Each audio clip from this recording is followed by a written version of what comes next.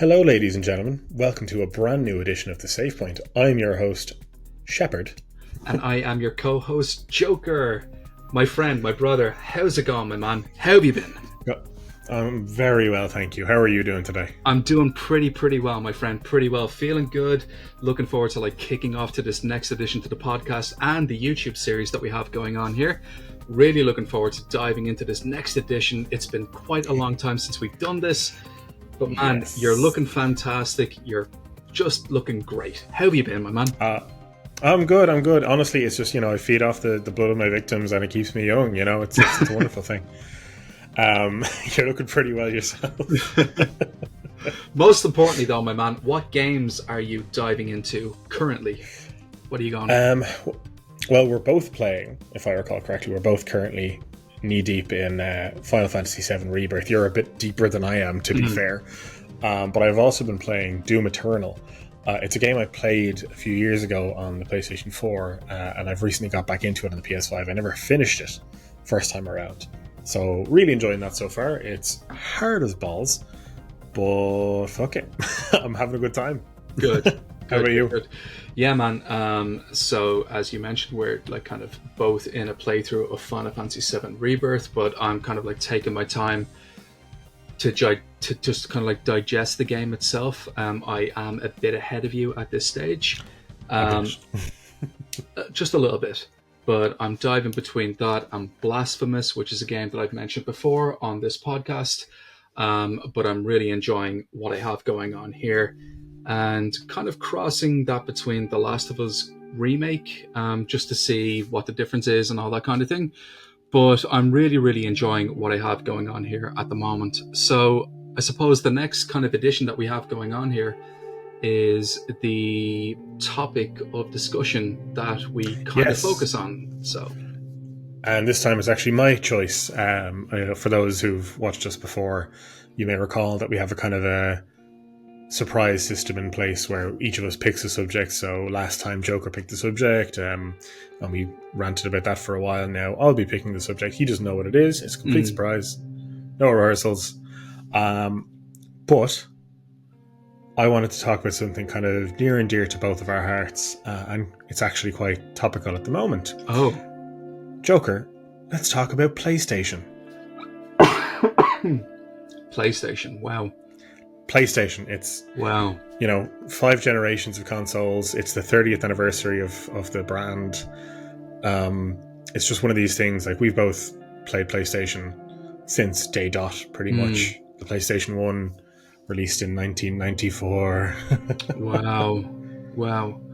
I mean, where do you even start with this topic? I mean, for me, man. I suppose I must say to the people who are listening and watching this both, if they're listening to this on Spotify or if they're watching this on YouTube, I must say the PlayStation 1 was my second console. I grew up with the SNES, the Super Nintendo. Classic. Very much so, but it was very much kind of I had Mortal Kombat 2, I think, on the console. I had Jungle Book on that console. God, it's been such a long time since I even thought about that particular type of console. But the PlayStation, wow. No, I mean PlayStation. The whole thing, from the PlayStation 1 to today, PlayStation 5, the entire brand from beginning to now. There's so much history and love, and there's some hate, there's some bad memories as well. There's a lot to talk about. No company is perfect, no brand is perfect. That's such a good topic. For me, for example, I did have a PlayStation 1 as a kid. It wasn't mine, it was my dad's. And I wound up playing it a lot more than him, and I had great times with the likes of Crash Bandicoot, Tomb Raider. I never played, believe it or not, Resident Evil on the original PlayStation. We had it, and I was too afraid of the cover. The box art, the really the cover, jacked up Chris Redfield on the cover with his giant shotgun. He's like, oh, and I'm like, no, fuck that game. It's too fucking scary. I'm not going to touch it. So did you I play it mean, on the? you know, I was like 6. Did you play that on the GameCube then? Was that where it was? So what happened there was if I recall correctly, my memory is shit. My dad played the first game, and I saw him play it, and I was like, "That's a hell no for me." You know, the box art was bad enough, and now I'm seeing the game in action. So no, I never touched Resi's 2 or 3 at the time. Mm. And then years later, yeah, it was the remake on GameCube that I got with my 2 brothers, and they were too afraid to play it, so I would play it, and they would watch. Yeah. We never finished it back then, again, because we were too fucking afraid. But that was like 2002, so I was only 11. Wow. I should not have been playing that game. But yeah, that's, you know, one of my earliest memories of PlayStation was being scared of a box. Wow. And then, of course, there was games like Metal Gear Solid. Now, that one I had, and I played that to death. Like, that was a game I should not have played. That was a game, and I may have mentioned this before, that the first time I saw it was the first time I heard a swear word in a game. Oh. Meryl says, "You killed the chief, you bastard." And my tiny little mind was like, oh my god, like, games are for grown-ups. Wow. I couldn't wrap my head around it. It was magical. And then I played the rest of that game and, you know, memorized it back to front and loved it so very dearly. I think like but I didn't own that many games. Sorry, you have stories as well. And keep talking, because I'm going to grab something off screen. No problem. It's funny because like the first memory I have of the PlayStation 1 was kind of like what you said, but mine was like a demo where, like, you remember the old PlayStation magazines where you get like a demo, and yes, in the PlayStation magazines, like, they give you like little blurbs of like what's coming out for that year. Well, I specifically remember that they had an article on Abe's Odyssey, and they had an article on Tomb Raider, and they had an article on there were so many different like articles about these games that were coming out for this new generation of consoles. It was such a big deal, because those magazines back then were so good. And they sell for like stupid money nowadays. Like, it's ridiculous cash. They're collectibles in their own right. Exactly, like the old walkthroughs that you used to get. Like, I still have my walkthroughs for. I've shown this on like the previous SavePoint episodes where I had like the walkthroughs for Final Fantasy X, Final Fantasy X-2, The Lord of the Rings, The Third Age. Like, I still have them here. I'm actually looking at them right here off screen, because nice. Because to me they're just like parts of like my history. But of course, you know, it's like, it's such a wide topic. Like, let's talk about the PlayStation just in its entirety. The brand, the history and the light, how it's affected us, and, you know, like a lot of our friendship is founded on PlayStation games. You know, like Metal Gear Solid. Yeah. Like, that was the first game that really got us talking. Which for the longest time was a PlayStation game. You know, like the original PlayStation was MGS1, MGS2 and 3 were PlayStation 2, MGS4 was a PS3 exclusive. Still to this day is exclusive to the PlayStation 3. Now, I do have to say, I just want to take a slight detour to show off all of my PS1 games that I still have. Oh, here we go. Looking forward to this. I don't know why. I didn't even prepare this. This was not part of my intention for this video. They were just over there, like in a pile on all my random DVDs and Blu-rays and stuff. Okay. So in no particular order, because this is what you signed up for when you subscribe to the channel. So we have Medieval 2. No way. Yeah, Medieval 2. Oh, man. Man, that is historic. Why don't they make these smaller cases anymore? They're so much more compact. Yeah, they fit so easily into storage, don't they? Medieval 2 is, man, that's such a good game. I loved it. I played it so much more than the first one. Why haven't they remastered that game, though? Like, why haven't they remastered Medieval 2? Medieval 1 has been remade twice. It got remade for the PlayStation Portable, and then it got remade for modern generation consoles. That's right, yeah. I didn't like the remake, the current remake. No, it sucks. Didn't do it for me. But yeah, Medieval 2. Give me a remaster, a remake, whatever. I just need that on modern consoles. God damn, I love that game. What else you got? Tomb Raider 3. Tomb Raider 3. Oh yeah, my God. So for anybody who's listening on the Spotify side of things, Shepard is just like showing off like his is games in their original cases Yeah, with the manuals and games. everything, the physical games. This is brilliant. What else you got? Oh, that one. Emperor's New Groove. Never seen the movie, never played the game. I love the movie. And the game is surprisingly good for what it is. Oh, yeah? Honestly, it was way better than it had any right to be for a movie tie-in on the PlayStation 1. Does it follow like the Toy Disney Story? film, no Does it follow the Toy Story 2 kind of thing? So, it's a bit more linear than the Toy Story 2 game. Like that, man, Toy Story 2 is so fucking good. Oh, it's so good. It's so good. What else you got? Theme Park World. Oh, my sister used to be a big fan of so she was a fan of like the Hospital Inc. games and the Roller Coaster Tycoon Inc. games. But no, I never played that This kid one. is terrifying. Can we see that? Oh yeah, he's terrifying. That is horrendous. Oof. Who thought that was acceptable? Oof. I wasn't a huge Theme Park World guy. My brother was much more into it than I am. I see. Or was. Konami is on the box. Oh. So I'm interested. What do you think would be the game? I Konami? reckon it might be the Silent Hill 1 demo. Maybe not. Nope. The Grinch. Konami did the Grinch? Konami did the Grinch. Jesus. Wow. This game sucked ass. Even as a kid, I knew it sucked ass. I think I played maybe a half an hour or something like that. But yeah, it looks grim. Looks grinchy. Because the order I have these in is totally fucked. Medieval. Oh yeah, the first one. Oh yeah, classic. With its Extravision price tag. Extravision. Oh my god. Extravision. So man, for those who were like born like after 1991, like Extravision was like the place to go like to rent games. It was kind of like a Blockbuster, but kind of yeah. They did great deals on. Like I remember.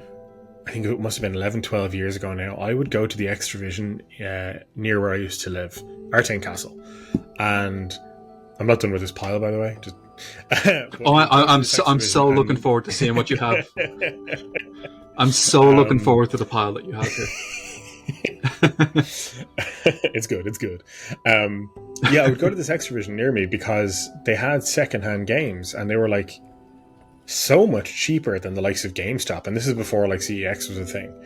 And I'm like, wow, Extravision of all places, they just did these really good deals. I would go there and browse the games with my friends, and we would just buy games because they were so cheap. And I fell in love with so many. I don't remember any off the top of my head, but it was just more of that. But that's all gone now. It's couldn't you rent like a game? So they did it in like a day, 5 days in a week.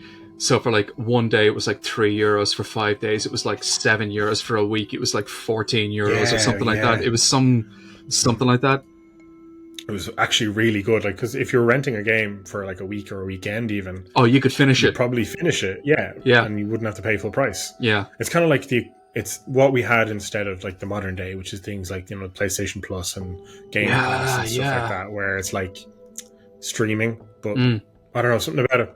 Just having the tangible physical game back in the day. Having like the physical disc was just amazing. Yeah. It was amazing. This one. What do you got? A Ubisoft game. Oh.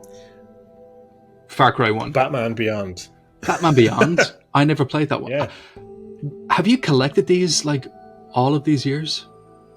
They've just been sitting around. They've just been sitting around? Yeah. Those are collector's items. Oh, man, yeah. Oh, this doesn't even open properly. Ooh, I'm not going to try. That's the thing, actually. It's not even called Batman Beyond on this for some reason. It's Batman of the Future. Even though the show is Batman Beyond and the movie is Batman Beyond, the movie it's based on. Very strange. Also Ubisoft. Go figure. Wow. We're halfway through. What else you got? Gex. Deep Undercover Gecko. Yeah. Oh my god, that game. And this is one of those weird... That brings back memories. Back memories. It's one of those weird games where the American version of the game is like drastically different from what was released everywhere else. We had a different dub than America. So over here, he's voiced with a British accent to be more like James Bond. In America, he's American. Oh. Really? And like the jokes are different. The quotes he makes are supposed. As far as I'm aware, that's how it worked. Anyway, it was very strange. It's like a cultural thing as opposed to just a translation or whatever. Oh, I never knew that. There's also win a share of £3,000 of diesel sportswear. I think it might be a bit late to cash that in. It might be a bit late, but we'll try it. We'll try it at the end of the podcast and see what happens. What the Wow, hell? man, you've got some collectibles there. Oh man, let me tell you. You've got some collectibles. You've got some collectibles. Oh, we've hit the mother load now. We've hit the mother load. Oh, this is heinous. Oh Be ready for god. this one. Okay, hang on. Let me brace myself. Okay, here we go. Batman and Robin. You know what? Did you ever play this? I did actually. As a matter of fact, I did because it was my first arcade beat 'em up. It was one of the first. I'm pretty sure it was like an arcade beat 'em up. Was it an arcade beat 'em up? That one's not. I No? know what you're thinking of. That one is an open world game. Oh, it's an open world game. What's the one that I'm thinking of? Yeah, you can. I think there's other Batman games that do that, like Batman of the Future, Return of the Joker. That was actually a beat 'em up game. Am I talking But about Batman and Batman? Robin Am I talking about Batman Forever then? It might have been. It might be Batman Forever.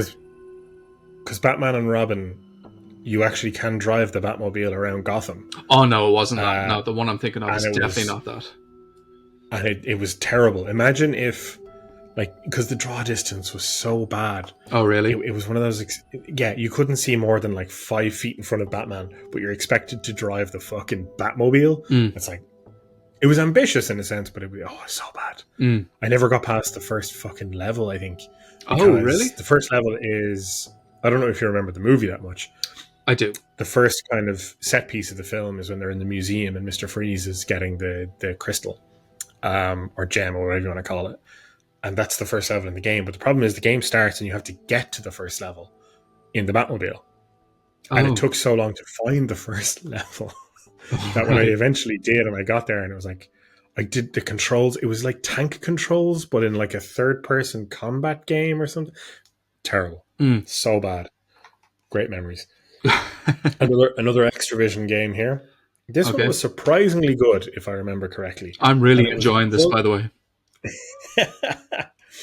Buzz Lightyear of Star Command. It was based on the Disney Channel show. Okay. Never played it. It was good.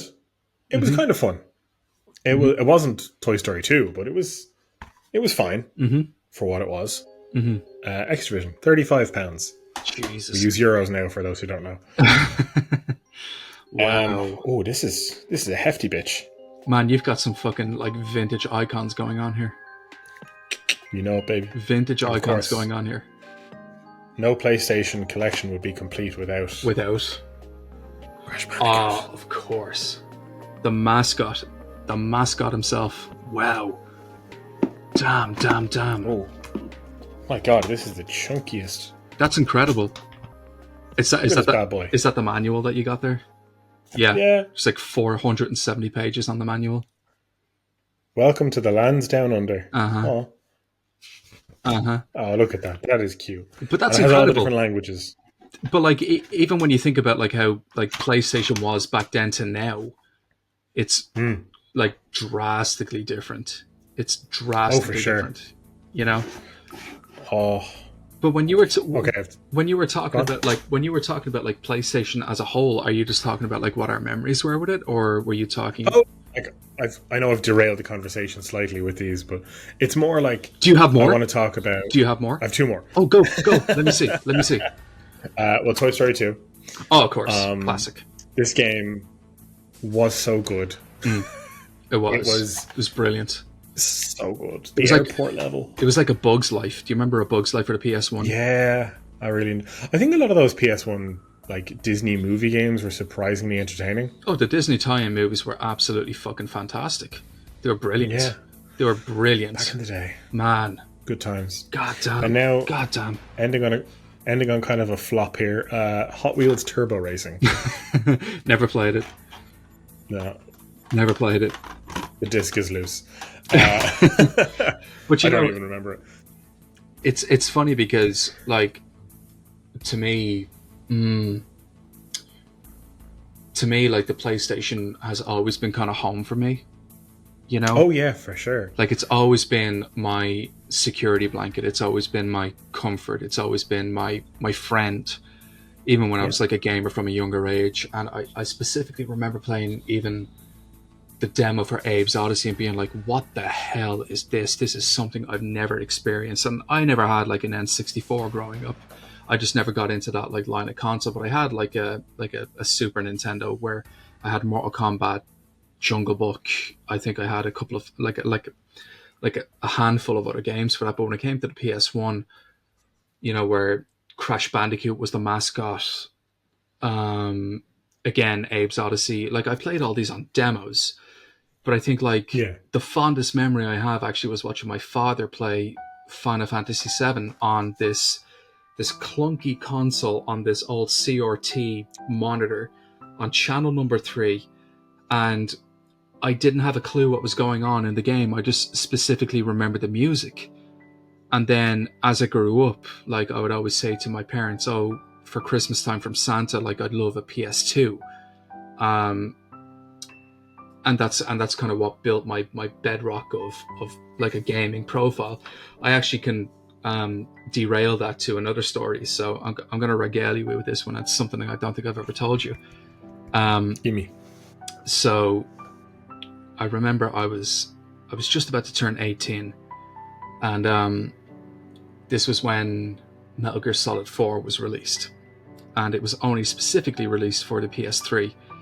And I had kind of moved on from the PlayStation to the Xbox 360 because there was a huge leap in graphical fidelity from like the PS2 to the 360. It was massive, and I was a 360 gamer for the longest time. And I remember on my birthday, I was in my front sitting room. I think I was playing like Assassin's Creed or something for the Xbox 360, and my mother came in, and she handed me a copy of Metal Gear Solid for the PlayStation 3, and I didn't have a PlayStation 3 console, Oh. and she said happy birthday, and I said, oh, thank you so much, this is beautiful. I don't have the console to play this on, but I'm going to keep it so one day I can save my money up and get my own console. 100%. And my father came in behind the doorway. And he said, well, you're going to need to play this on then, aren't you? And No. it was a PS3. And I remember like just like being so overwhelmed, and because it was like they'd put so much time and effort, because like the PlayStation was the only kind of like trademarked title that they knew, but they went out of their way to like get me not only one of my favorite games in a franchise, but they went out of their way to get me this console. And it kind of came full circle then, because I think I mentioned on the last podcast episode that we did that I was recently gifted a PS5 by someone very, very near and dear to me, and they're amazing. Like this person is they're incredible. But they gifted me this console, and having it here and looking at it, I'm literally looking at it now off screen. It's just like everything has kind of come full circle. But what really made it full circle was when I downloaded the Broken Sword Reforged edition, just to have it on my new console, to have it here. And now I'm playing Final Fantasy Rebirth on my new console, and playing the Jedi Lone Survivor game that you got me. Just to have it all here, it's succinct in this kind of air of everything has kind of come full circle. Is that the kind of thing that you were... Anything, really. Like, see, this is kind of what I love is, we were having a laugh there over like a pile of old pieces of plastic, essentially. Yeah. And it's... Now, this isn't exclusive to PlayStation. It's, we have these fond memories of kind of video games and consoles over the years. It's just, I think PlayStation is the only. PlayStation is kind of an interesting brand in that it is appealing to everyone in a different way than, say, like Nintendo's consoles or Xbox is. You know, Xbox kind of does its own thing. Nintendo does its own thing. PlayStation does. Can I just mention, like, really quickly, that we are not console fanboys. God, no. Like, not even in the slightest. We don't have like affiliation towards a particular console. We don't have like preferred memories over a particular console. Like, I just want to make it clear that we are not like leaning people towards Sony or Microsoft. This is just our kind of nostalgic kind of tyings to. And I must tell you, like, I've had nothing but good memories for the Xbox 360. This is the console that introduced me to the Assassin's Creed franchise, which I've mentioned that I'm a huge fan of, especially in the early days of that franchise. And let's not forget, Gears of War and Halo came out on that franchise, or sorry, on that console. So we can't negate that. Yeah. But we are not saying that this is like a better console. We're just saying this is like the topic that we're going to be discussing on this podcast right now. So if you enjoy, if you enjoy Microsoft and the Xbox 360 or Xbox One or whatever it is as a whole, more power to you. If you're a PC gamer, more power to you. We're not saying that Sony and the PlayStation is better, because it's not. No. I don't really think that there's. No, it's not. You know, I don't think there's any wars. This is it, though. Like, and we're not going to dive too much into the console wars side of things. We're just saying that we have nostalgic ties and memories towards this particular one, and I'm also sure that you have ties to other consoles as well, which I don't. Have ties to. I'll touch on that maybe another episode for sure. But the reason I wanted to talk about PlayStation is that it's kind of core to our friendship as much as anything. It's a brand that means something to us as a pair of human beings that bonded over that brand. We didn't get to know each other over The Legend of Zelda or Gears of War or Halo or any of the other franchises. We got talking over Metal Gear Solid, over Silent Hill, over like Final Fantasy. Like, these were the games that were on the PlayStation and the games that we talked about when we first became friends. Yeah. And like, I have had. And this isn't a flex, by the way, because I'm a broke-ass bitch. I have had most consoles since I started getting consoles. I had a PlayStation 1 in my parents separated when I was quite young. In my dad's house, we had the PlayStation. In my mom's house, we had the Nintendo 64. So I was playing both. When I got a bit older, I had the GameCube in one house and the PlayStation 2 in the other.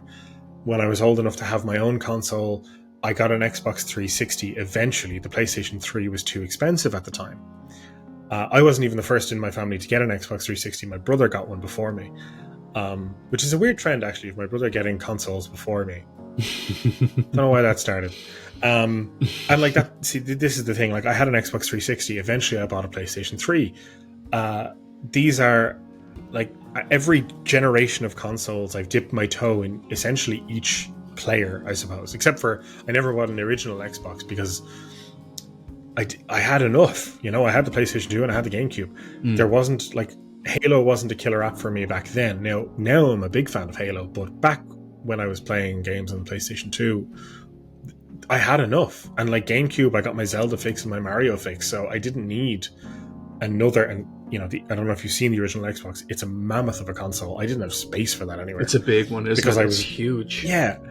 I was a teenager with like one of those fat ass CRT televisions on a wardrobe. There was nowhere to put it. Like, the PlayStation 2 was sleek. Its design was so compact and gorgeous. I never got the slim version they released later, but I never needed to because that console. So that is something I want to talk about maybe a little later on near the end. Is I want to ask you, and so I'm going to give you time to think about it now. Okay. What are your favorite memories on each PlayStation console? Oh, that's a big one.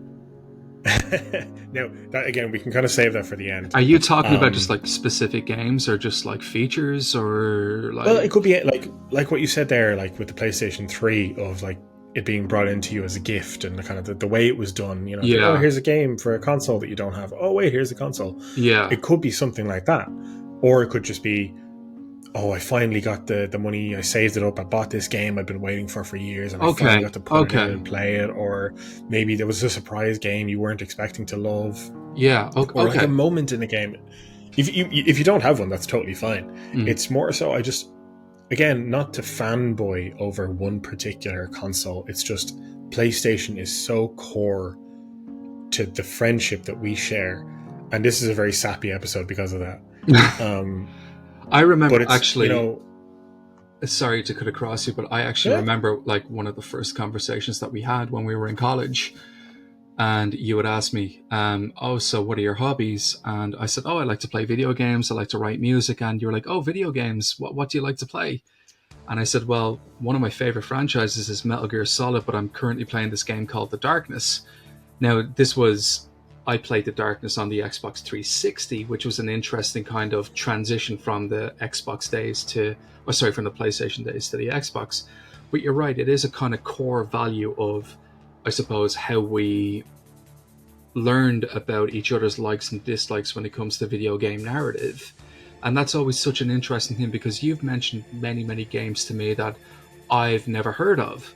And you were like, oh, dude, you should definitely try this. If you're into JRPGs, try this. I was saying to you, oh, if you're into like narrative-driven stories, maybe try this. And we've had those interesting conversations, that like organic kind of back and forth between each other. And I suppose that's where our friendship really kind of synced itself, but it all kind of comes back to the PlayStation era. But like, I suppose I'm kind of hijacking your point here, but like, do you remember like the first PlayStation game that you played? Like, do you remember I'm pretty sure it was Crash Bandicoot. Crash Bandicoot 1 specifically. The original Crash Bandicoot. And it's funny because it was such a straightforward experience. I didn't own a Super Nintendo, so that generation, like the PlayStation 1 N64 generation, was the generation I got into video games. Now, my cousins had a Super Nintendo because they were a little bit older. But the first consoles we owned physically in our homes were PlayStation and N64. So I have a lot of fond memories there, Now, I have more PS1 games than I did N64 games. I only had 8 N64 games. Trying to remember them off the top of my head. But I didn't need any more than that because I had Super Mario 64 and I had had Zelda Ocarina of Time and Zelda Majora's Mask. You were pretty set. That was, oh my god, peak. But yeah, PlayStation, Crash Bandicoot, I remember... See, this is the kind of thing I'm talking about as well. One of my fondest memories of the original PlayStation was we would be in my cousin's house and we would be playing Tomb Raider 3. And I didn't realize until recently, everyone did this. We would be playing Tomb Raider 3, we would be at Croft Manor, and we would spend ages just trying to get the butler into the freezer. And that was like 4 or 5 of us just sitting around a TV together, acting stupid.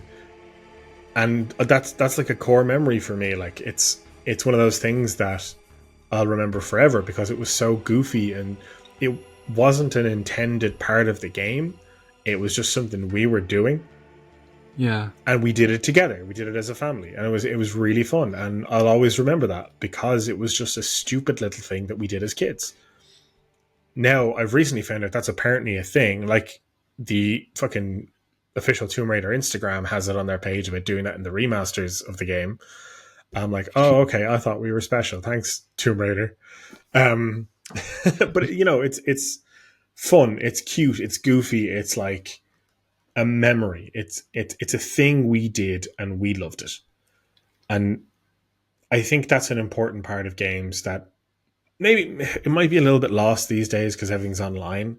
But that's not me trying to be some old fogey like back in my day. Like, I love a lot of things about modern gaming, but that's just one of those memories I just really enjoy, is just fucking around in Tomb Raider 3 with my family. Do you remember like those old like playground rumors? Like, oh, if you stand in this direction, and if you like I think like Tomb Raider comes as a good example. Like, if you're in the Croft Manor and if you stood in front of the swimming pool and you press like back square, right, X, up, down, left, triangle, that Lara Croft would become naked all of a sudden. And it was these like little urban myths that were spread around like the playground, and like, you know, that was like, you know, there was these Chinese whispers going around. It's like, oh, you could do this, and like everybody tried it at one stage. Yeah, and it was rightly so, because you didn't have the internet. So if you heard, oh, there's a thing I can do in my game that the game didn't tell me about, and it's a secret. Yeah, that's so exciting. Like when you're playing a game like Tomb Raider and you get cheats for the first time. It's, you know, like that's how I actually beat Tomb Raider 3 as a kid, because I couldn't beat it normally. That game was hard. I used cheats to get like infinite ammo, and I think that was one of the cheats. And then I would skip to the last level and just, you know, I would play the game and like just mess around with cheats. And I love that. It's, again, that's one of my core memories. It's like, I think for me, just what we were saying about memories on consoles before, that would probably be my, like, apart from getting scared shitless by the Resident Evil 1 box, the Tomb Raider 3 memory is probably like my core PlayStation 1 experience. That's fair. That's fair. PlayStation 2, which this might sound hyperbolic, I feel like the PlayStation 2 was the best console, like, I mean, probably ever.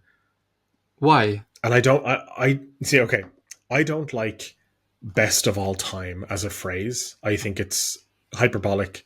I think you cannot account for what will come in the future. So it's not the best of all time. It's the best so far. Okay. But for me, the PlayStation 2 personally has the majority of my favorite moments in games. Can you name one off the top of your head? Okay. Dragon Ball Z Budokai 3. It was a fighting game on the PlayStation 2, part of a long-running franchise. I'm a huge Dragon Ball fan. Myself and two friends from school, one day we decided, okay, it's a summer, I think it was, we're going to play through the game. This 2D beat-em-up, like, fighty game, you know, like Tekken kind of thing. And what we're going to do is we're going to recreate the entire canon of Dragon Ball Z in this game. So two people are going to fight. Okay, it's the first fight of the show is Goku versus Raditz. So we'll do that. However, depending on who wins, we will write a new narrative, like a what if. So, like, if I was playing as Goku and my friend was playing as Raditz, and Goku won, because Raditz, when he shows up, kicks Goku's ass the first time. It's like, oh, well, Goku won. Oh, well, then that means he's just going to fight Piccolo, because Piccolo, and this is, I know I'm going to be talking absolute nonsense for people who don't like Dragon Ball. No, go ahead. He'll fight Piccolo, because Piccolo's like, well, fuck you, man. You beat me in the world tournament. I don't like that. And then, oh, well, now Piccolo won. Piccolo's going to take over the world. And so we essentially did like a series of what ifs in the moment. That's amazing. And that was like a good 7 or 8 hours of our day just doing that. And I'll always remember it. Like that's actually a feature in the newest Dragon Ball game. But like you did it what ifs. You did it on the PS2 though.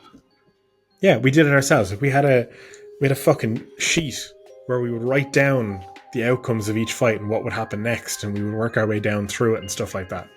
And that's like just a thing we did. Yeah. Yeah. You know, I remember in that same franchise, it was the next game, Dragon Ball Z Budokai Tenkaichi, where the game they changed from a kind of a 2D plane to like a 3D arena fighter. I remember that was the first time I ever listened to Green Day, was playing that game. Oh. I got a Green Day CD. I had a Walkman, like a fucking Discman, and I had headphones. And I was playing the game, and I plugged it in. It was American Idiot. I listened to that while I was playing the game, and like the music synced up with the combat for me, and I like got into the rhythm of it, and like that. So that's a core memory for me on the PlayStation 2. Unreal. Really weird core memory on the PlayStation 2. I'm going off here, but Avril Lavigne. I remember listening to Avril Lavigne Complicated while playing Medal of Honor Frontline. I don't know why that's a memory I have. I don't know why I put those two together. That's really strange. It's a very I distinctly remember the level I walked down. It's like a really calm area. You're walking kind of through like a back alley between the gardens of houses. That was weird. Why is that a thing? Oh, I remember that actually. I remember that. It was in Holland somewhere, wasn't it? Yeah, that's it. Like, that's what I'm talking about. Like, there's so many memories I have of games like that on the PlayStation 2. And it was probably where I own a lot of games on my current generation. Like, I have my PS4 library obviously on my PlayStation 5 and my current PlayStation 5 library, and I buy a lot of games because I love video games. But the PlayStation 2, I think, felt like, for me at the time, I got the most out of the console. Yeah. In terms of the experiences that I had and how it kind of formed my opinions on games and how I understood things, like not just video games, but things in life. Yeah. Like the Metal Gear Solid games affected me emotionally, as well as like the stimulation of the stealth and the combat and all that kind of stuff. But even like there's a lot of that. Even the mature themes that Metal Gear Solid brought forward from the PS1 and traveled over to the PS2 and then to the PS3, like there's a lot of like mature.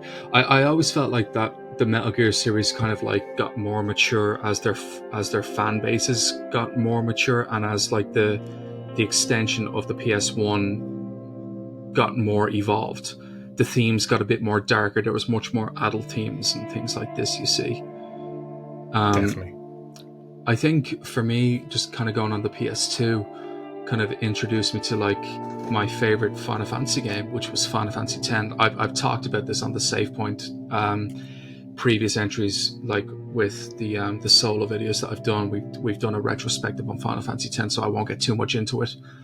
But I think I think it was like 9 or 10 when the PS2 rolled around, and this was different. And I remember there was one Christmas morning I woke up and there was a PS2 console there, and with the PS2 console there was WWF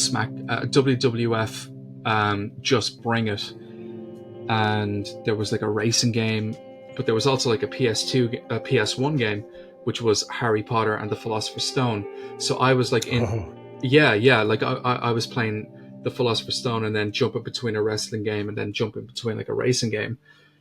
But I suppose my identity as a gamer was made around the PS2 kind of conglomerate, because you have to remember that we had Metal Gear Solid 2, Metal Gear Solid 3, Silent Hill 2, Final Fantasy X, Final Fantasy X-2, Shadow of the Colossus, Sly Cooper.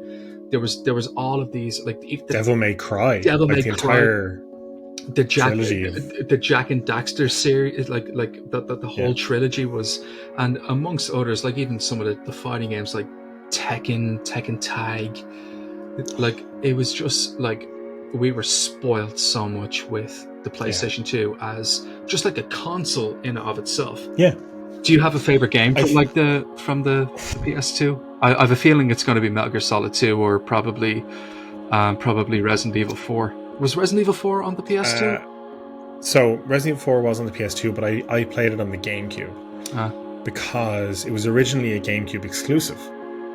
Oh, I never knew that. But no, there you go. So the game was actually developed for the GameCube exclusively. Yeah, there was a deal with Nintendo, but then Capcom saw the kind of middling sales of the GameCube and were like, we went out of this deal, we're going to jump ship to PlayStation 2. I see. And they did, and it sold really well. And they even added in a new bit of content or whatever. But the thing of it is that because it was developed for GameCube, and believe it or not, the GameCube was actually more powerful than the PlayStation 2.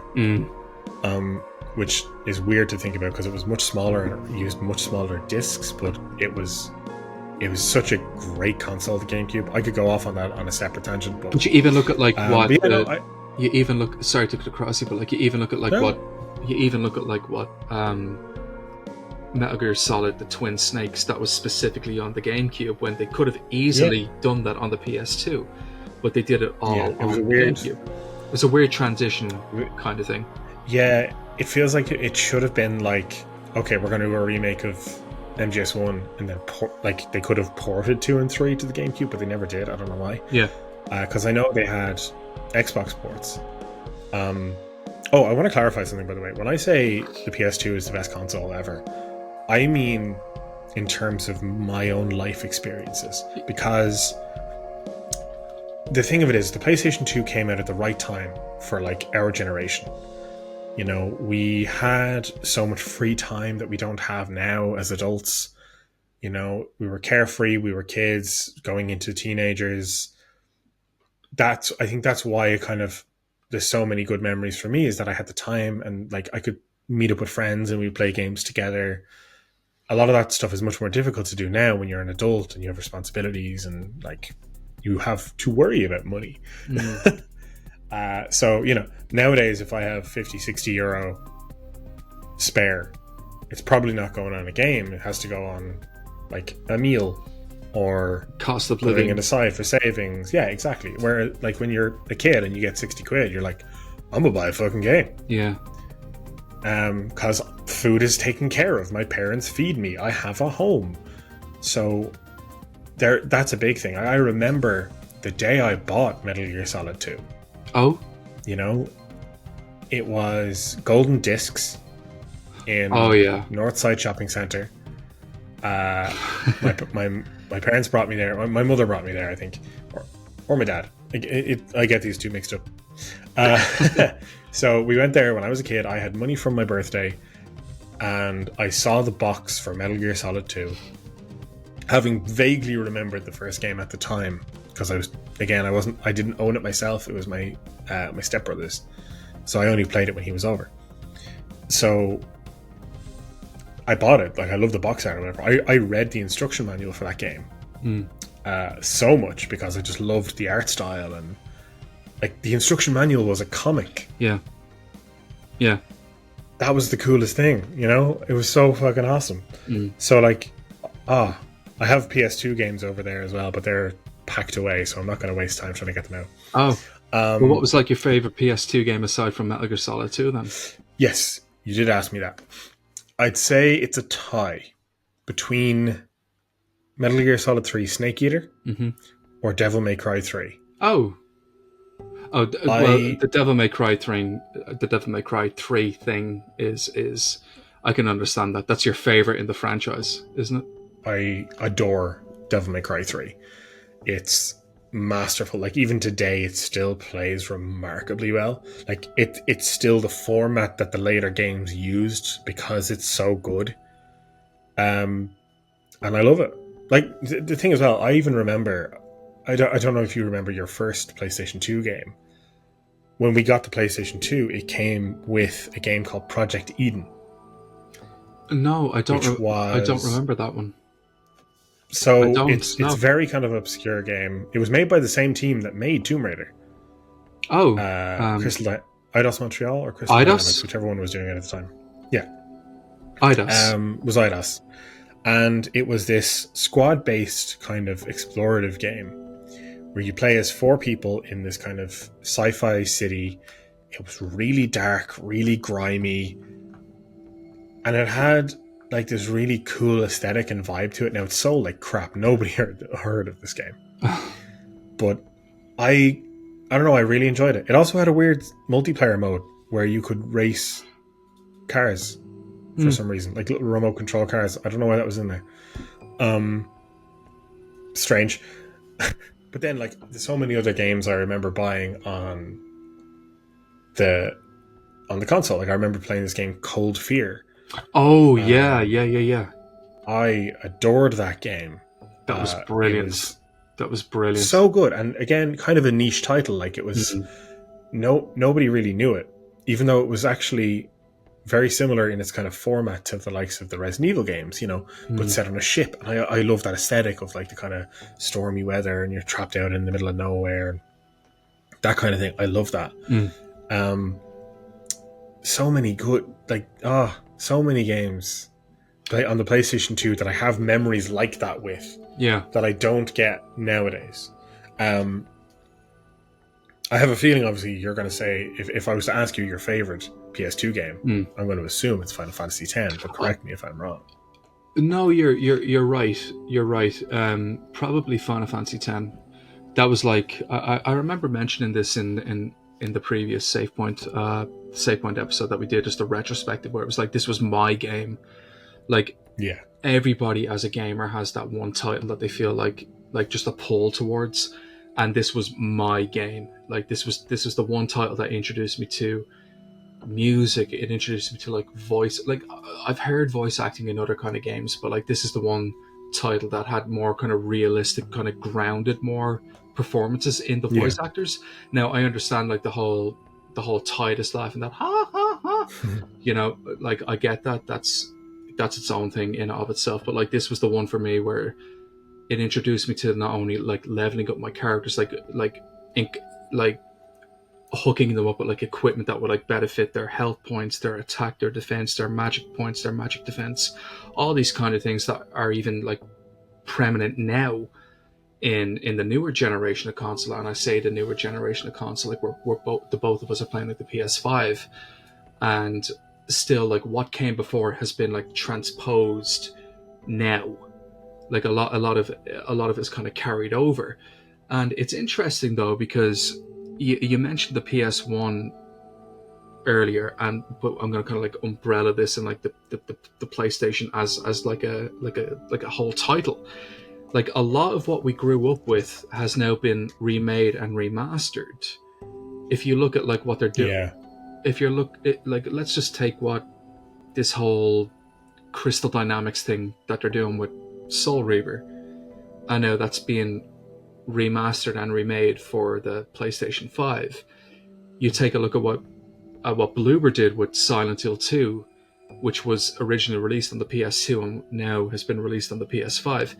And I remember saying on a previous episode that like Silent Hill 2 was going to fail miserably, and I will eat my words now, and I will wholeheartedly apologize that I expected that thing to fail, because we've been spoiled with remasters and remakes for years now at this stage, and they're so second best to what came before, and they all started with the PS4 umbrella. But it's an interesting one, because like the PS2 introduced me to like my favorite Final Fantasy game of all time. It wasn't until the PS4 that introduced me to now what is my favorite game of all time, which we've discussed about many times before, which is Persona 5 Royal. But even then, like the PS3 had so many like memorable, you know, exclusive games. When you have like Guns of the Patriots for the PlayStation 3, which was Metal Gear Solid 4, they all tied in together. But let's not forget like the shady practices that have gone on with Sony. And is this what you were kind of see again? Like I mentioned earlier that no brand or company is perfect. You know, like they're not innocent. And Sony has done some questionable shit over the years as well. I mean, the PlayStation 3, considering we seem to be going console by console anyway, so let's talk about the PlayStation 3 now. This was not the way that this topic was, that this whole chat was going to go, but like it just worked out that we're going to go from point A to point Z, console to console. So be it. But like we may go back to the PS1 or let's see. Yeah. So the PlayStation 3 released at like a ridiculous price point, which put off a lot of people, put me off. It did have backwards compatibility. I think only the original model had backwards compatibility with PlayStation 2 and 3. A big chunky bastard, wasn't it? Oh, they love their big bastards. So I'm pretty sure, I think the base model, the original model, had PS2, PS1 backwards compatibility, and then they got rid of the PS2 backwards compatibility with like future models, and then eventually got rid of the PlayStation 1 backwards compatibility. And it was like, that was such a key selling point of the console, was the backwards compatibility, because Nintendo never did, really. Like every console Nintendo released doesn't have backwards compatibility, except, weirdly enough, they kind of started to get it right with the Wii and Wii U. So the Wii could play GameCube games and the Wii U could play Wii games. And now they're just... Because, it was strange. But like Sony, you essentially had, here's the PlayStation 3 and the entire back catalogue of 2 generations of games. Like that was chef's kiss. That was the right call, and then they got rid of it. They also released the PlayStation 3 with fuck all games. You know, like up to that point, so many games had been exclusive to like the PlayStation 2 that we had great memories with. And then it's like, oh, now we have Heavenly Sword. The fuck is that? Now, I know later in the generation they did start to release, you know, we got the likes of Uncharted and the Sly Cooper games came back. Jack and Daxter came back. We got Ratchet and Clank. Again, like we did see a return a lot of PlayStation mascots and newer games, but it took the PlayStation 3 so long to kind of find its feet that PlayStation really needed to come out swinging with the PS4. Now they did, but I would say for me, the PlayStation 3 is probably my least favorite home console. I would be inclined to agree with you. It just felt that it was just like a platform for HD remasters, to be honest with you. There's a lot of that, yeah, because we got like Silent Hill, we got the Metal Gear Solid HD collection, Devil May Cry. It was kind of like easy. I think back then as well, they only had to remaster it up to like 720p as well. It wasn't necessarily like a lot of work to churn out a remaster. Nowadays, more is expected of a remaster. You know, some remasters go so far as to actually enhance the visuals or add new content in without being a fully fledged remake. Back then, it was let's just put them on a new disc, slap an HD filter over it, and on your bike. You know. Yeah. I will say as well, the PS3 had the worst user interface. Really? You think so? Fucking, I hated it so much. Like, I had a PS3. I eventually got a PS3. I got an Xbox 360 first. The Xbox 360 user interface for me was phenomenal, and then the PS3 one, I just found it very difficult to navigate, especially the search engine in the PlayStation Store. That was horrendous. Yeah, I will die on that hill. and like when I say, by the way, it's the worst home console for me, I'm not saying it was bad. There were some banger games on the PS3, and it did a lot, but just for me, it was the biggest disappointment. Just in terms of like navigation? Just like the user interface, the experience. I hated the 6-axis controller at launch. Oh yeah.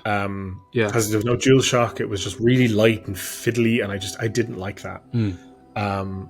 It was when it came out. I didn't buy the original model. I bought the Slim second hand years later. Okay. When I had already sank so much time into my Xbox 360, which was my console of that generation. That's what I was going to ask. So did you move on to like the Xbox 360 from the PS2? And then, I did. Yeah, 100%. I was the same. I was the exact same. Yeah. Well, I may be remembering this incorrectly, but apparently the 360 came out like a year before the PS3 as well. Oh. So it was like the next gen jump that, you know, it's like everyone wants to jump onto the next gen when it happens. So naturally they would go with, oh, the Xbox released a new console and there's no such thing as a PlayStation 3 yet. Of course I'm going to go with that. No. Then everybody got Red Ring to death, and that sucked. Oh, God, yeah. To go off topic, that was such a funny thing. I remember what you were saying about like kids on the playground, like exchanging notes about like secrets in games or whatever. But with the Red Ring of Death, it was like, oh yeah, if you like take the outer shell of the Xbox off and like wrap it in a towel for like 2 hours, and then like, what the fuck were people talking about? I know, but it was just such a massive character flaw, because there was nothing wrong with like the Xbox 360, but it was just like, oh fuck, if this happens to you, man, you're screwed, you know? Yeah. Like I remember like leaving it next to like an open window. If you remove the outer shell and like take the hard drive out, you leave it like to like an open window, and then use your vacuum cleaner to like scoop out all the shit that was like clogging the fan up. God. It was just such like urban myths. Like they were urban myths. Oh yeah, for sure. That's the thing though as well about the 360 is it did arguably begin the trend of charging extra for stuff that shouldn't be extra. You reckon? So like the Xbox 360 was the first truly online console. Like PlayStation 2 and Xbox had online capabilities, but they weren't built for them. Whereas Xbox 360 was like Xbox Live. which was on the previous console, but is now like it's a key focus going forward. However, you have to buy a wireless adapter to connect to the that internet. little antenna that you stuck on the back of the console. Yeah, on the back. Yeah. And of course, Xbox charged you to play online. Yeah, that's right. Whereas the PlayStation was Sony free. didn't do that. Yeah, Sony didn't do that at first. They eventually did. Yeah. With their But PS Xbox Plus was the membership, first. didn't they? They did it with the PS Plus Exactly, membership. Yeah. Yeah. And that pissed a lot of people off. But Xbox started that shit. But yeah, so like I have less kind of core memories with the PlayStation 3 than I do with PS1 and PS2. And that is true kind of gradually as the generations go on, I think. I do remember, playing The Last of Us for the first time, and I played it in my ex-girlfriend's house on her dad's PlayStation 3. And he had the original model of PlayStation 3. Oh. And it could not run The Last of Us to save its life. Oh, really? It sounded like it was about to go nuclear. Like it was like, yeah, it was going to launch into orbit and take us all with it. And I remember, that was a kind of a pivotal point for me in video games as well, because I had played Uncharted and I really enjoyed Uncharted. And then The Last of Us kind of came out and was like a huge hit. It was one of the few games I felt it kind of broke the kind of barrier of gamer and non-gamer. Because of the insane production values and stuff like that, which was great. Yeah, people who normally weren't interested in games were trying it out. I'm like, cool, I dig that. But other than that, I don't really have most of my generation memories for then are on the Xbox 360. Most of my kind of generation memories are like kind of focused around the PS2, and then that kind of awkward leap onto the PS3.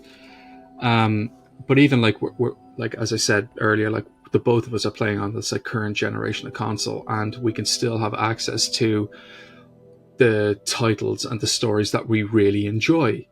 And I may be kind of hijacking your point here, but is there a point of the PlayStation that you just don't vibe with? Is there something that kind of winds you up about Sony's business practices, or is there anything that you would just say, yeah, Microsoft did that better with the Xbox? I'm not sure if you may have a point on that, but it'd be interesting to hear it from you. I will say though, like that, I always found that like the controller, like just the controller itself for the Xbox 360, was a little bit more comfortable in the hands. Yes. And I think, I definitely think that, again, that generation, I think Xbox did, at least in the first half of that generation, Xbox did more right than PlayStation did. Like you said, the Xbox 360 controller, I think that was when we kind of saw that shift in controller feel. So that it was like, no, this is intended to be as comfortable as possible and just fit in your hands like it's an extension of you. Whereas the 6-axis and DualShock 3 were just the PlayStation 2 controller but wireless. They didn't physically change aspects of the controllers. They were just they had the 6-axis, but it felt the same as the PS2 controller, which was a great controller at the time. But now you can kind of see, like, the PlayStation 4 did make changes to be more like the Xbox controller when you think about it. Now, like R2 and L2, they're more like triggers, which they weren't on the PS3 or the PS2 or the PS1. Xbox did that first. Yeah. And like, don't get me wrong, the PS4 and PS5 controllers are magnificent. Yeah. They feel incredible to hold. But it feels like they got that from Xbox. Yeah. They definitely took like pages out of like the Xbox kind of controller scheme, especially as you said with the triggers. Like, yeah, for sure. Like one of the games that I remember specifically playing for the Xbox 360, and it's a game that we actually discussed on TheSavePoint, is The Darkness. And I know that I remember you saying that you had actually had a problem with the way that Jackie aims his guns. That like it kind of feels like he's a bit on rail, and like if you're looking at a particular like structure, like a statue in the graveyard or something like this, he'd actually, like, if he has his guns like this, he'd revert one hand like that, so you didn't feel like totally in control, but like it took you as the player to move this side, and that's when his other gun would come down in a crosshairs, and that was a bit disorientating for not only for yourself but for players at the time. And it just felt a little bit more real because we were so spoilt by this kind of video game logic of I aim gun this way, gun fires when I hit this button. But with the Xbox, it just seemed that like, okay, I am aiming this way. Shit, there's something in my way. My hand is naturally going to do this, but I still have this hand free, which I thought was really amazing. And another game that I can think of off the top of my head when it comes to Sony specifically and the PlayStation is with Guns of the Patriots, where when you're aiming down in first person as Solid Snake, and when you fire a weapon, the gun would just do this. You know, the recoil would like shoot your arm backwards, and you have to kind of maneuver the analog, the right analog stick in a particular way to make sure that the crosshair is still on site with your enemy, but the recoil is still being compensated for, which felt for like a much more realistic experience. Oh yeah, for sure. Okay, actually, you just reminded me. When you were aiming with the thumbstick as Solid Snake in MGS4, you've reminded me of one thing I've consistently disliked about PlayStation until the PlayStation 4 era. The thumbsticks on the DualShock controllers, they would wear out after a while. You know, the kind of rubber tip would wear out, and they'd be disgusting, and like grime and stuff would get in. Grimy, and I think the hard plastic of the Xbox controller just appealed to me more, because like my thumb would just kind of slot into the little, and I think that's normal now on PlayStation controllers, but back then I was just like, this is disgusting and I hate it. Or like it could kind of like be peeled off, and you'd be left with like an awkward like plastic nub that just felt really difficult it just didn't fit. I'm not going to go too into PlayStation 4, PlayStation 5, because that's fine. We've talked a lot about PlayStation 4 actually on the channel before, because a lot of the games we've been playing and stuff like that. And PlayStation 5, I saw there's only like 7 games that are actually exclusive to the console, apparently. Yeah. Which, you know, the console's 4 years old and has 7 exclusives. Hey, that's more than Xbox has. Oh! It's a bit poor, though. It's a bit poor. It is a bit poor. Is. Because they're relying on remasters and remakes and things like this. It's frustrating because, like, I think that was the thing as well when we were kids. You had to buy a console to play a certain game, and this might be controversial. Console exclusives are a good thing, and I'll tell you why. The reason I think console exclusives are a good thing is because it forces the companies like the Sonys, the Microsofts, the Nintendos. It forces them to invest in good games to sell their systems. Like the original Xbox had Halo. It was a console seller. People bought the Xbox to play Halo. People bought the Xbox 360 to play Halo 3. You know? Nowadays, the only exclusives on the Xbox Series consoles are Halo Infinite, which is also available on PC, and Starfield, which is also available on PC. There hasn't been a new Gears of War game since the last Xbox. They have Game Pass. That's fine, whatever. But again, Game Pass is available on PC. On the PS1, we had Crash Bandicoot, we had Resident Evil, we had Tomb Raider, we had and far more games than I could possibly list. But as each generation, it seems like the gap has shortened and whatever. Now, a large part of this, I think, is due to the inflated production times of games now. They take so long to develop. Like, for one game in any long-running franchise, you're looking at a 4 or 5 year development time, which just, you know, most console generations are between 7 to 10 years. So you're realistically getting 1, maybe 2 games on a console in a series.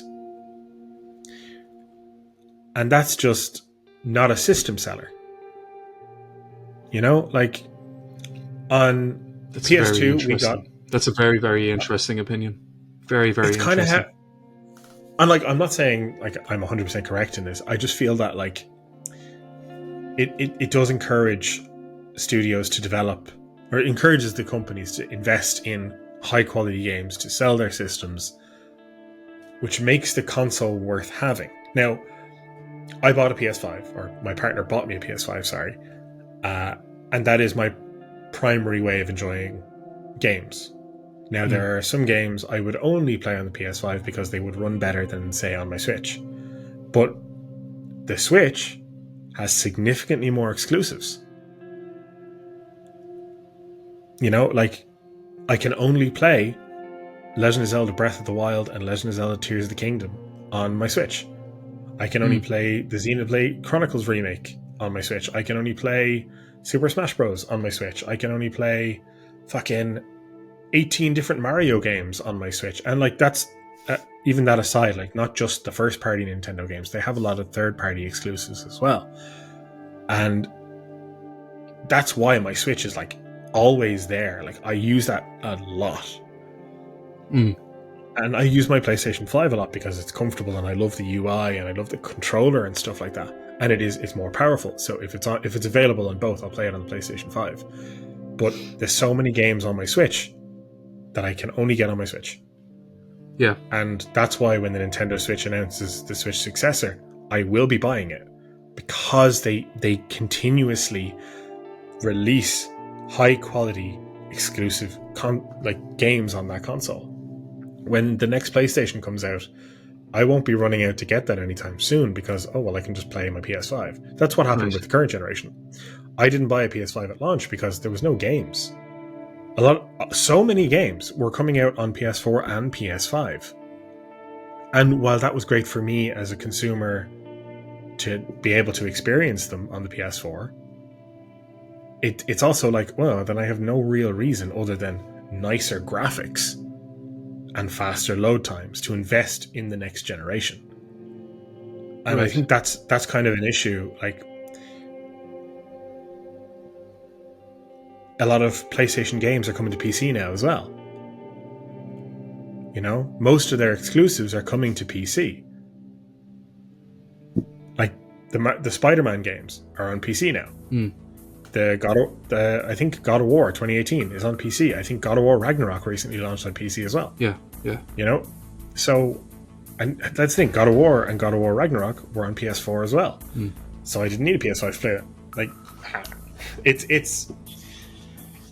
I'm kind of going off on this. It's. I think that's definitely the weakest point of modern games is, or at least one of the weakest points. There's plenty to complain about when it comes to modern gaming.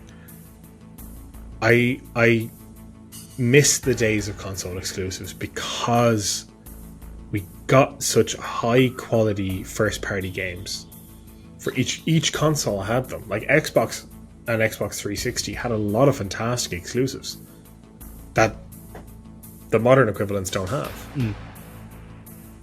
Yeah. And I know this is separate to the topic of just PlayStation. No. But PlayStation made their name on the PS1 on their huge library of exclusive games. Yeah. Do you feel like that? And it's do you feel like it kind of goes back to like the other podcast episode that we did with the whole our remasters, like like a demake, like kind of like, as you said, like with the whole, like PlayStation 1 was kind of like cemented in, this is for this console and that console alone. And it was fantastic because it gave publishers, and not even publishers, sorry, like developers, writers, game developers, like a concrete platform to say, we are going to make the best game that we can with the utilities that we have at this time. Do you think that crossplay is damaging then to like a game's, I suppose, UI? I wouldn't be sure about that now, because like, you mean crossplay as in like if you have it on PlayStation, on Xbox, or do you mean like it's released? So if a game is let's say if a game is released for, let's say, the PlayStation, and it could have been released for like the PlayStation 3, PlayStation 4, PlayStation 5. I'm just using PlayStation as an umbrella term, and then 6 months later it got released for the Xbox 360 or Xbox, whatever it is. Like, do you think it's damaging to the game's, I suppose, individual standpoint? Like, so the reason why I'm asking this is because, like, one of my favorite games was released for the PlayStation 4, which was Hellblade, Senua's Sacrifice. Sorry, Senua's Saga, I think it was, or Senua's Sacrifice. And then so the first one is Sacrifice, and then I think the second one is Saga. That's the one. So Saga then was brought over to Microsoft, and it's only going to be on Microsoft. And here I am thinking, well, fuck you, like I bought this game on day one, and now all of a sudden it's being shifted. Like, what's the story here? Yes. Now that I think is poor. Now there are, like, Microsoft in particular has been known about they're kind of buying up studios, and lately they've just been shutting down the studios they've been buying. They're not actually getting them to make games, even though it's like you have so many studios you could have making exclusive games and you're not doing it. That's an issue I have. It's kind of separate, removed from the exclusives thing, in that, like, okay, another example of something similar happening was Bayonetta. Oh yeah, Bayonetta. Yeah, that was for the was Wii. Released on PlayStation. Was it the Wii? No, see, the first Bayonetta was PlayStation 3 and Xbox 360. Oh, I never knew that. And Platinum Games, who developed that, they also developed Metal Gear Rising: Revengeance. Oh, okay. They couldn't, for the life of them, get a sequel made. Nobody would fund them. Really? Until Nintendo came along and said, we will fund Bayonetta 2 if you give us exclusive distribution rights. Oh, okay. So essentially, Bayonetta became a Nintendo franchise in that way. I see. So it's like, on one hand, it sucks that a game that was on PS3 and Xbox 360 would not see a sequel on the subsequent consoles of those brands. Yeah. However, the game also wouldn't have been made if not for Nintendo stepping in. But that kind of reminds me of the whole Kingdom Hearts thing, though. Like, after Kingdom Hearts 1, Nintendo took over and said, oh, we'll take over this kind of franchise if you sign the rights over to us, and that's where Kingdom Hearts Chain of Memories came from. Like, it was the longest time between Kingdom Hearts 1, 2, and 3. Everything was, like, being done on the Nintendo handheld ports, and then finally got back to Sony for Birth by Sleep. Yeah, well, that was a mess. Oh, that's in the abstract. I'm saying this, that's really in the abstract. And I think, I do think as well, part of that was probably Square Enix being like, Kingdom Hearts make money. Tetsuya Nomura, develop more Kingdom Hearts games, but on a smaller budget. Okay, well, it's cheaper to develop a game for the Game Boy Advance than it is for the PlayStation 2. That's a whole other thing, and yeah, like, that's frustrating as hell. The Hellblade thing as well. Yeah, yeah. Let's go back to the Hellblade thing. Like, Hellblade is not a system seller of a game. It's a great game in its own right, but it's not like I'm going to buy a console to play this one game. Fair. It's not like a Halo or a Gears of War. So that's a game arguably should have been released multi-platform, because it was available, as far as I'm aware. The first one was PS4 and Xbox One, and then all they really did was use it as like the sequel as like a tech demo for the newer consoles, the Xbox Series, which, that's not cool, because a lot of people loved Hellblade: Senua's Sacrifice, like yourself, and wanted to see that story continued. I'm not sure too much about the behind the scenes on that. I don't know if it was a case where the game wouldn't have got made if not for Microsoft stepping in, because Ninja Theory is kind of a small indie studio. Yep. That's right. So I don't know is the honest answer there, because, like I said, I know the story of Bayonetta. I know Bayonetta's 2 and 3 wouldn't have been made if not for Nintendo's intervention. Just going back to the whole Bayonetta thing again, like, now I've never played anything from the Bayonetta franchise, so you have to describe this to me as if I'm 5 years old. So Bayonetta started off as like a PlayStation and Xbox One, 360, Xbox and 360 kind of cross-platform game, and then Nintendo bought it over, and that's where subsequent sequels have come out of. Am I correct in assuming that? Yeah, and the only reason was it wouldn't have got made otherwise. So Platinum couldn't get Bayonetta 2 made because they couldn't find a publisher who would fund the game and distribute it onto the Xbox 360 and PS3. So Right. Nintendo came in and said, we will publish it, but we will only publish it on a Nintendo system. But we'll give you the money to make the game you want to make. Okay. So on that side of it, you can kind of understand why they would sign up to that. It's like, well, we can still make the game that we want to make. We can continue Bayonetta story. But on the flip side, it's like all the people, and that's the thing, most people, as far as I'm aware, don't have like all three consoles of any given generation. Most households will have one, maybe two at a push. Because, you know, like someone gets comfortable with PlayStation, they're familiar with the PlayStation UI and the controller, and they kind of just that. I think that's where some loyalty comes in. Is like, oh, I like the PlayStation controller, I'm just going to stick with PlayStation. So that's where, you know, that kind of frustration can set in for fans of Bayonetta on the PS3. They never got to see that sequel release on PS4, and will never get to play it unless they buy a Nintendo console. Yeah. So again, it's like kind of shitty, but at the same time, You can kind you of can get understand why they would agree to it. Yeah, because they wanted to make the game and they couldn't if not for Nintendo. As I said, I don't know if that's applicable in the Hellblade situation, because I think Hellblade: Senua's Sacrifice was like moderately successful anyway. So I don't know. It's one of those things. It doesn't happen too often, but it does happen often enough. You know, for the longest time, Final Fantasy was a Nintendo series. Yeah.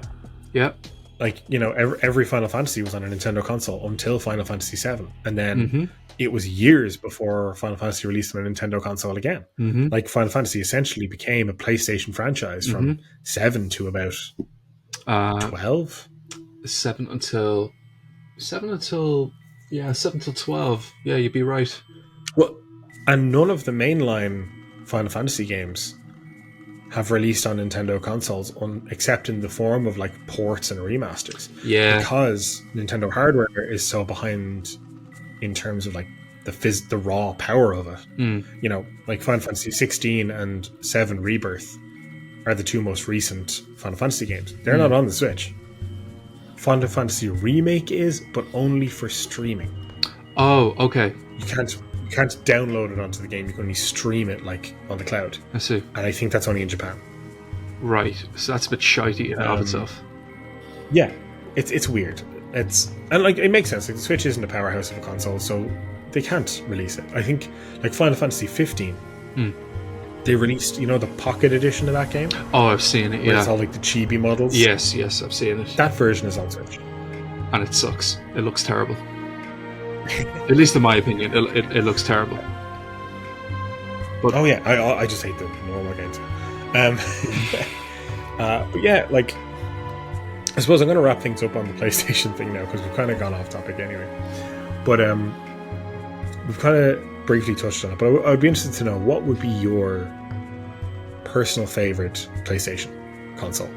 oh Like wow. what one would you say you have the fondest memories with? What one would you be like a ride or die kind of, this was the game or this was the console that just kind of meant the most to you? That's a Now, very I know obviously your PlayStation 5 comes from a personal place. It was gifted to you by someone you care about deeply. Also true of your PS3. So that's something I'd be interested to know. And if you have one, this is a follow-up question for you. Is there one game or brand or character that kind of you think of them and you think of PlayStation? And I don't mean like obvious ones like Joel and Ellie from The Last of Us or Nathan Drake or anything like that. I mean maybe like a character that's not necessarily a PlayStation exclusive, but in your head you kind of closely tie with PlayStation. That's a really, really, really tough question. And it's also a really interesting question. But that's such a good question. That's such a good question. I suppose, like, if I had a gun to my head, and you probably would agree with me on this, ooh, That's such a tough question. I reckon I'm going to go a bit more back in the Sony PlayStation's kind of primitive. I use that with the greatest of respects, the primitive lifespan, and I would Yeah. say it would have to be. It would be a toss up between the PlayStation 1 and the PlayStation 2. But succinctly, like, you have to choose between the two of them. Yeah. I'm putting a gun to you. I would No. say the PS2. I would say the PS2. I think most would. I think most who grew up in our generation would closely tie personal memories to the PlayStation 2. It was the huge, like, for so many years, it was the highest selling console, like, long after that generation, you know? Yeah. And you can see why. It had so much appeal to so many people because it had something for everyone.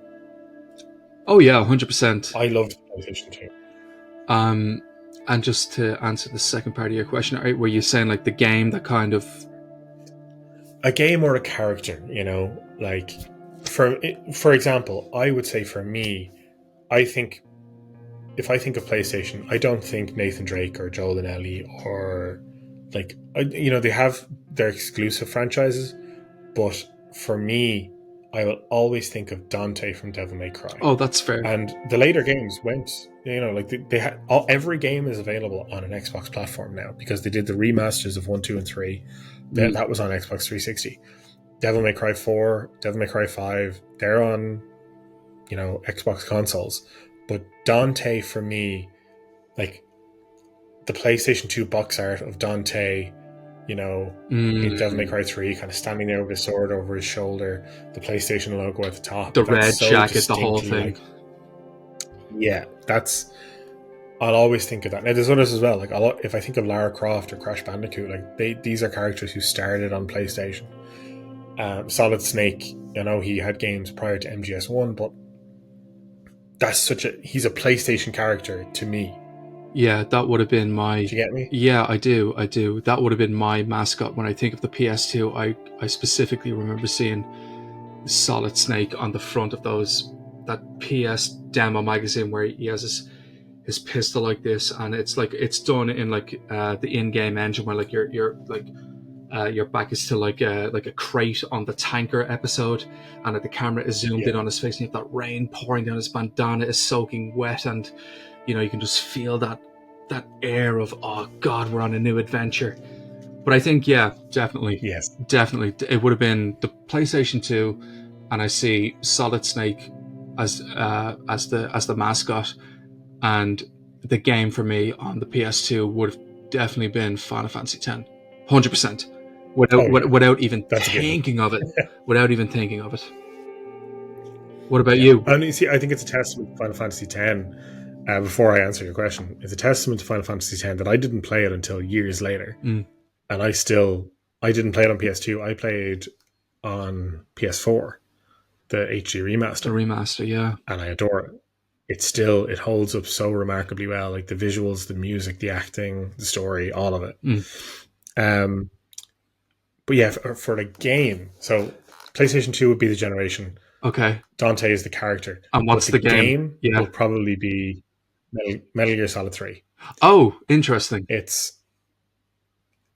think it's the game I played the most, and I played a lot of games, a lot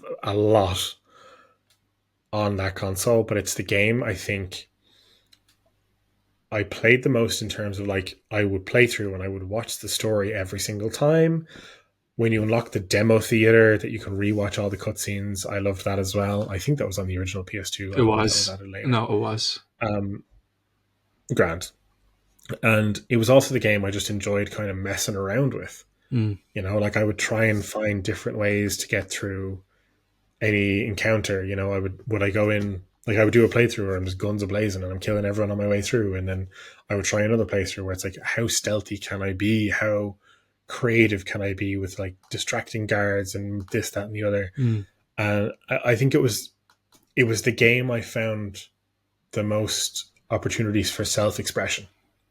Interesting. And that's why I think it resonates with me to this day. Like Metal Gear Solid 2, did have some of that as well, but it was still quite rigid in its structure. Mm-hmm. You had to go from you're on the big shell, and you go from strut A to strut B, whatever the order is. And occasionally it's like, oh, I have an extra key card. I can go back to strut E and collect an extra weapon because they're locked in the different rooms. But in Metal Gear But Solid 3, Snake, you were literally exploring like a wide open jungle area. exactly. It was like it had these kind of small biomes you could explore, and they were like little playgrounds for Snake. Yeah. And I think that's why I love it so much. Now, gun to your head though, like I just love many games. sorry, just kind of cutting across here. Like gun to your head, would you Yeah. choose Metal Gear Solid 3 over Metal Gear Solid 2? Gun to my head, yes. Ah, It's very close because there's a lot of stuff in Metal Gear Solid 2 that I prefer over 3, but I think as a game, because 3 expands so much on like the stealth gameplay, the combat, the boss fights, everything in it is so good. the lore.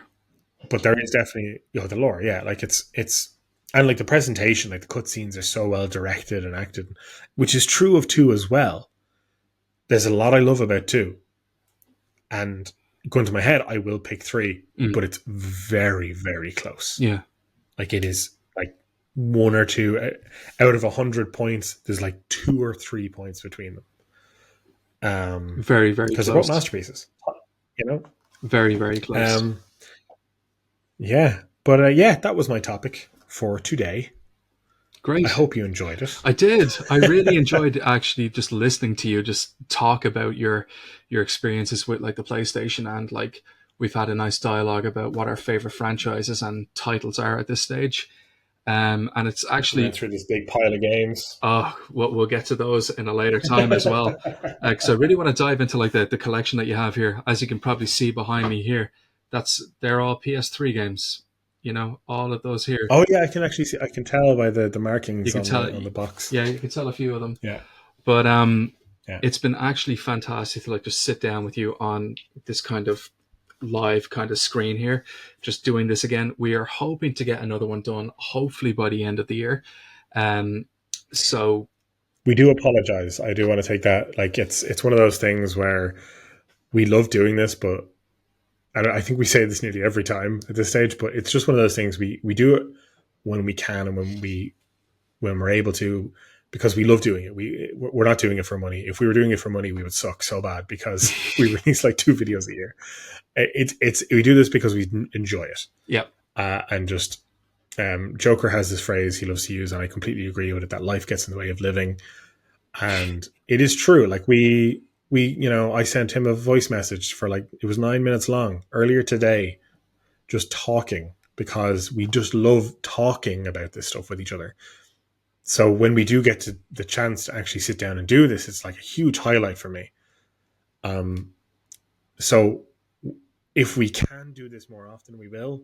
We promise we're not going anywhere. If you don't hear from us for another 6 months, it's not that we're not going to do another video. It's just, it's in the pipeline. It will come. We will get there. And again, it's something that it's a phrase that I like to use a lot, is unfortunately life gets in the way of living. This is something that we do when we have the time to do it, but like we don't want to just chime out videos for the sake of chiming out videos. We take our time to sculpt up these ideas, because we don't want to become one of these channels that just like throws out content for the sake of like content filler on the channel. Like we do take our time doing this, and we do sit down and, as Shepard said there, like he sent me like a 9-minute like voice message on like different ideas, and there are some concrete ideas that we have going on here, but it just takes a bit of time because we want to give the most kind of grounded, down to earth like video experiences and video content that we can. But it does take time. We're not a fake channel. Like it does take a bit of time, but I have truly enjoyed this latest addition to like the podcasty kind of side of things, and also the YouTube side of things. And once again, Shepard, thank you so much for your time. I know you're a very, very busy man, and I really appreciate just spending like an hour and a half just to have a chat with you about a passion that we really, really enjoy. And to everybody who has come back to, look and even listen to us talking and even watch us talking, this is Absolutely fantastic. Really, really appreciate you guys from the bottom of the SavePoint's hearts. It's 3 of us doing this channel.